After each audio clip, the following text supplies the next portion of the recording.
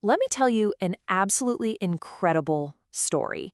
It's about total, complete annihilation and one man's impossible, unbelievable luck. Honestly, it's one of the most shocking survival stories I've ever come across. Okay, let's set the scene. It's May 8th, 1902. The time is 7:52 in the morning. And at this exact moment, there's a city of about 30,000 people, a bustling, vibrant city on a beautiful Caribbean island. 2 minutes later, by 7:54 a.m., the entire city is gone, wiped off the face of the earth. Every man, woman, and child, gone. Well, almost everyone.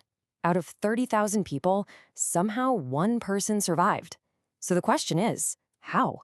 How do you survive the unsurvivable? That's the story we're diving into today. So, to really wrap our heads around the sheer scale of this tragedy, we first need to understand what was lost. Let's take a look at the city of Saint-Pierre before it all went wrong. You see, Saint-Pierre wasn't just some random town. People called it the Paris of the West Indies, and for good reason. It was a major hub for culture, for business. It had a famous theater, amazing nightlife, and it was just plain beautiful. It was this prosperous, thriving little piece of Europe right there in the tropics. So, the big question is, what on earth could destroy a place like that in the blink of an eye? Let's get into the science of it and see just how this catastrophe happened. Well, the thing is, the volcano looming over the city, Mount Pelée, it had been giving some pretty clear warning signs. I mean, for weeks, it was spitting out steam and ash. Then, just 3 days before the main event, a crater wall collapsed, sending a massive wave of hot mud, a lahar, crashing into the sea. By the day before, you could actually see a new lava dome growing at the top. The pressure was building big time.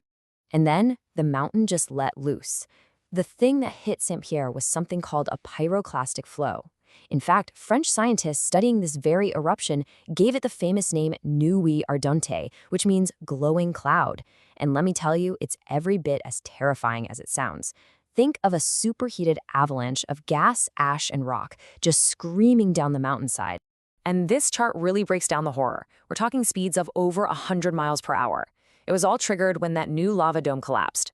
But here's the absolute kicker, its path. There was a V-shaped notch in the crater that acted like a colossal gun sight, and it aimed this unstoppable force directly at the heart of Saint-Pierre. It was a geological bullseye. Okay, so we've covered the science of the destruction. Now let's get back to that central mystery, the impossible story of the lone survivor.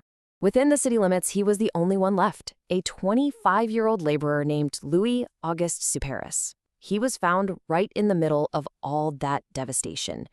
So, how? How did he survive when nearly 30,000 other people didn't stand a chance? Well, the answer is just one of history's greatest ironies. I mean, look at this. On one side, you have the beautiful, open city of Saint-Pierre, a place of freedom and opportunity. On the other, a dark, underground dungeon, a place built for punishment and isolation. And in the end, the city was completely destroyed, while the prison cell became the only safe place to be. So how did he even end up there? It's a crazy sequence of events. The day before the eruption, just one day, Sylbaris gets arrested for being in a drunken fight. And because he'd actually escaped from jail before, they decided to throw the book at him. They sentenced him to solitary confinement in this small, stone, basically bomb-proof dungeon. It was the worst punishment on the worst day, which turned out to be the luckiest place in the world. So imagine being him. You're alone in this dark cell, and suddenly the world goes black.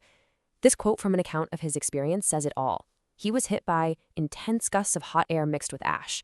That glowing cloud had found the one tiny grated opening in his cell, its only weakness.